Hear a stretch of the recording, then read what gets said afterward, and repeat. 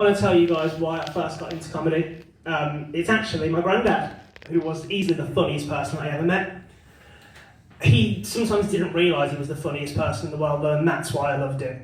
So I want to tell you this story about a time that my granddad took us to a funeral, only it was the wrong funeral.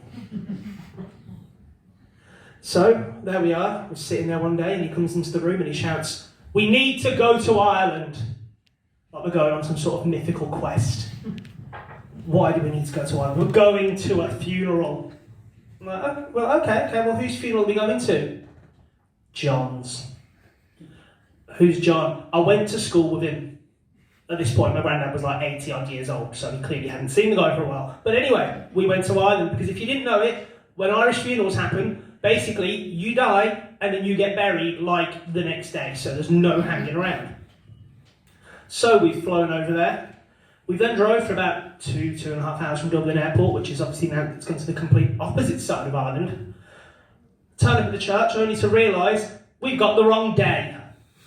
We've turned up on Saturday. The funeral, which by the way is the wrong funeral as we've already established, is on Sunday.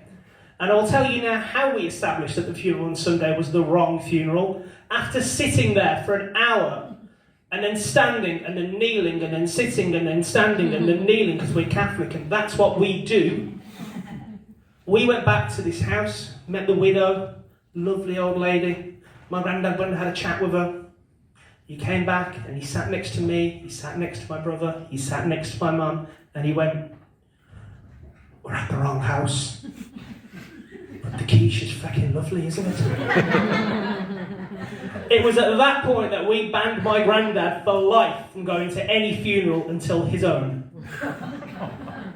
Then about 2 years later, he said to us, "Can we go to John's funeral again?" I'm like, "Granddad, what do you mean John's funeral again? You can't have a funeral again." And he went, "But it's actually him this time, I've checked." "But how have you checked?"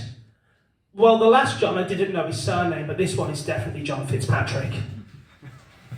So that's my granddad just being the unintentionally funniest man in the world, and I've always said I do comedy for him. It got to the point where on his very, very last day alive, he played a joke on us. The nurse stood over him and as he stopped breathing said, "It's time." And we all stood there all solemnly, to which my granddad went, "Ah!" And then he died. Cheers guys, I'll see you later. Fucking hell.